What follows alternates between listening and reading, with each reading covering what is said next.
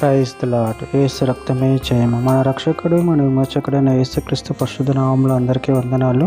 చిన్న ప్రార్థన ద్వారా ఈ రాత్రికాల వాక్య ధ్యానం చేసుకుందాము.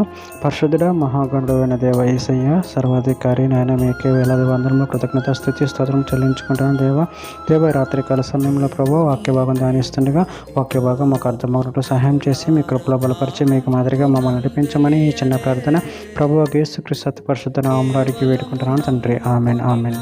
కీర్తనల గ్రంథం 71వ అధ్యాయము 23వ వచనము. నేను నిన్ను కీర్తించినప్పుడు నా పెదవులను, నీవు విమోచించిన నా ప్రాణమును నిన్ను గురించి ఉత్సాహధ్వని చేయును. ఆమెన్. దేవుడి వాక్య భాగం దీవించును కాక. ప్రభునందు ప్రియులారా, మనము ఇక్కడ వాక్య భాగంలో గమనించినట్లయితే, నేను నిన్ను కీర్తించినప్పుడు నా పెదవులను, నీవు విమోచించిన నా ప్రాణమును నేను గురించి ఉత్సాహధ్వని చేయును.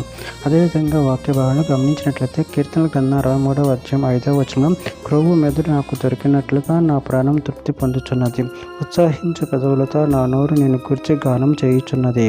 కీర్తన గ్రంథం 104వ అధ్యాయం 33వ వచనం, నా జీవిత కాలమంతా నేను యెహోవాకు కీర్తనలు పాడేదను, నేనున్నంత కాలము నా దేవుని కీర్తించేదను.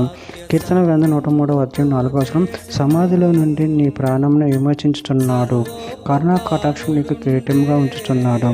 కీర్తన గ్రంథం 30వ అధ్యాయం 12వ వచనం, నువ్వు నా గోనెపట్ట విడిపించి సంతోష వస్త్రమును నన్ను ధరింపచేసి ఉన్నావు. యెహోవా నా దేవా, నిత్యము నేను నిన్ను స్తుతించెదను. కీర్తన గ్రంథం 31వ అధ్యాయం 5వ వచనం, నా ఆత్మను నీ చేతికి అప్పగించుచున్నాను, యెహోవా సత్యదేవ, నన్ను విమోచించు వాడువు నీవే. కీర్తన గ్రంథం 34వ అధ్యాయం 22వ వచనం, యెహోవా తన సేవకుల ప్రాణమును విమోచించును, ఆయన శరణు తెచ్చిన వారిలో ఎవరును అపరాధులుగా ఎంచబడరు. కీర్తన గ్రంథం 43వ అధ్యాయం 4వ వచనం, అప్పుడు నేను దేవుని బలిపీఠం వద్దకు నా ఆనంద సంతోషము కలుగచేయి దేవుని యొద్దకు చేరుదును. దేవా నా దేవా, సితార వాయించుతూ నీకు కృతజ్ఞతాస్తుతులు చెల్లించేదను. కీర్తన గ్రంథం 109వ అధ్యాయం 30వ వచనం, నా నోటితో నేను యెహోవాకు కృతజ్ఞతాస్తుతులు మెండుగా చెల్లించెదను, అనేకల మధ్య నేను ఆయనను స్తుతించెదను.